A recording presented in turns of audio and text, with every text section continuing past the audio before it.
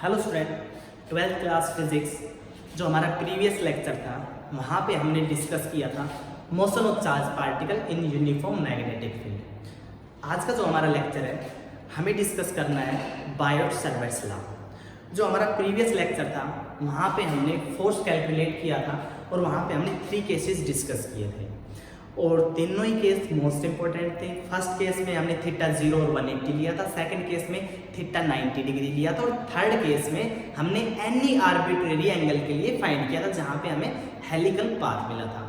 आज का जो हमारा लेक्चर है वो मोस्ट इंपॉर्टेंट है, बोर्ड एग्जाम में बहुत बार पूछा जाता है बायोट-सावर्ट्स लॉ।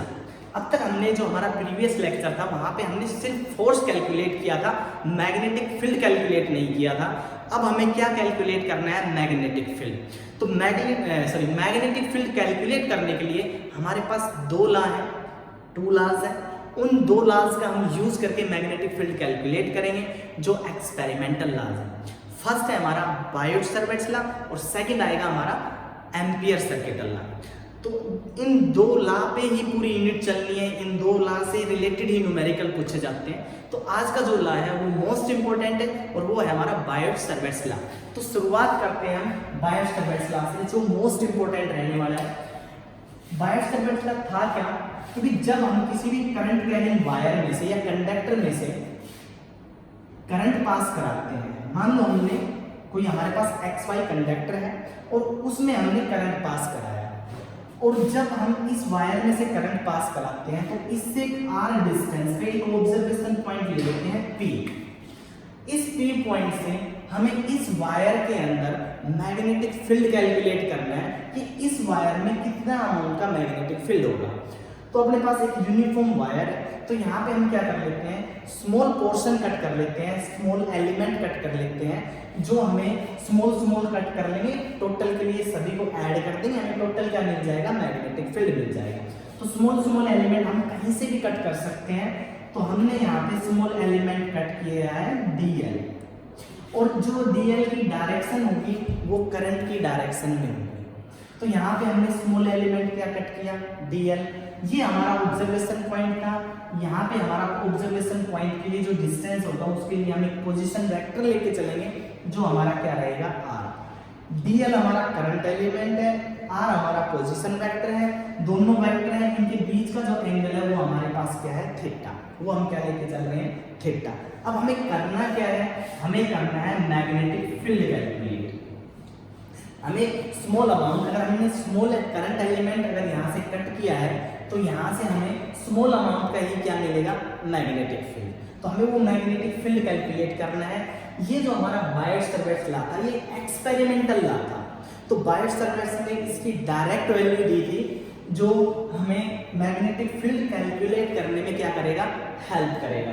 तो उन्होंने बताया कि जो मैग्नेटिक फील्ड, जो स्मॉल अमाउंट का जो मैग्नेटिक फील्ड होगा dV, वो इक्वल टू होगा हमारे पास mu not upon 4 pi I dl cross r divide by r cube के।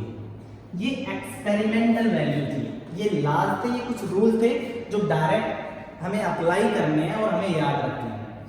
तो dV equal to mu not upon 4 pi I dl cross r upon r cube. इसको अगर हम आगे सोल्व करना चाहें तो सोल्व कर सकते हैं।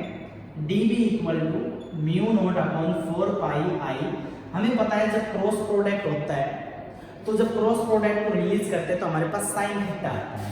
तो ये होएगा dl r साइन थीटा, साथ में एक यूनिट वेक्टर आता है जो डायरेक्शन बताता है n कैप, डिवाइड बाय क्या हो गया हमारे पास? r cube. डिवाइड बाय क्या हो गया हमारे पास? r cube. अब यहाँ पे अपने पास जो dv है ये वेक्टर फॉर्म में है, मैग्नीट्यूड भी है, डायरेक्शन भी है। अगर इसको मैं मैग्नीट्यूड की फॉर्म में लिखना चाहूँ तो यहाँ पे मिलेगा dv equal to mu not upon 4 pi I dl r sine theta divide by r cube, जो n कैप है ये यूनिट वेक्टर है। यूनिट वेक्टर का मैग्नीट्यूड ऑलवेज क्या होता है? 1। तो यहाँ से किसका मैग्नीट्यूड क्या हो जाएगा? 1। यहाँ r से r क्या हो जाएगा? कैंसिल आउट, नीचे बचेगा r स्क्वायर। तो यहाँ पे जो स्मॉल अमाउंट का मैग्नेटिक फील्ड होगा वो होगा mu naught upon 4 pi I dl sign theta divide by r square. तो यहाँ से हम बहुत सारे न्यूमेरिकल सोल्व कर सकते हैं। यहाँ पे हमें क्या मिल गया, स्मॉल अमाउंट का जो मैग्नेटिक फील्ड होगा वो हमें यहाँ से मिल गया mu not upon 4 pi I D L sine theta by R square. तो ये हमारा क्या था, बायोट-सावर्ट्स लॉ। अब यहाँ पे क्या करना है, टोटल के लिए इंटीग्रेशन करना होगा और हमें क्या मिल जाएगा, रिजल्ट मिल जाएगा। ये नेक्स्ट लेक्चर में जब हम इससे रिलेटेड एप्लीकेशन डिस्कस करेंगे तब वहाँ पे अच्छे से एक्सप्लेन करेंगे।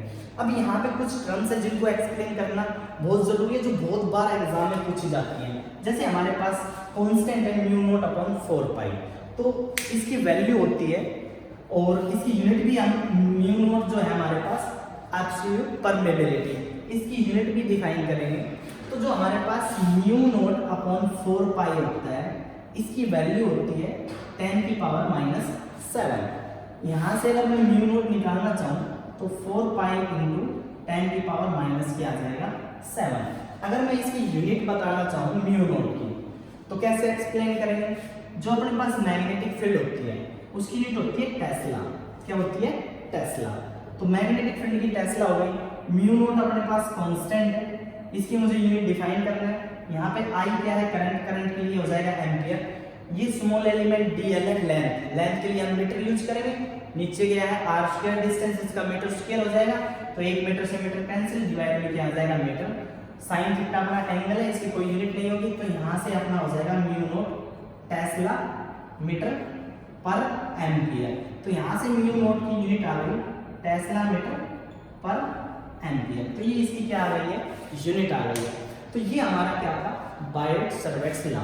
तो बायोट-सावर्ट्स लॉ हमारा जो हमें मैग्नेटिक फील्ड होता है स्मॉल अमाउंट, वैसे हमें टोटल वायर उसका मैग्नेटिक फील्ड कैलकुलेट करना है, तो उसके लिए हमें small small portion, small small element cut करने होंगे और सभी को क्या करना होगा, टोटल ऐड करना होगा और हमें क्या मिल जाएगा, टोटल अमाउंट का मैग्नेटिक फील्ड मिल जाएगा। और ये एक प्रोसेस है जिससे हम बाय इंटीग्रेशन मेथड से भी हम टोटल अमाउंट का मैग्नेटिक फील्ड कैलकुलेट कर सकते हैं, स्मॉल एलिमेंट कट करके। ये स्मॉल एलिमेंट कट करेंगे, टोटल के लिए इंटीग्रेशन करेंगे और हमारा रिजल्ट मिल जाएगा। तो मोस्टली न्यूमेरिकल बायोट-सावर्ट्स लॉ से रिलेटेड बहुत बार पूछे जाते हैं।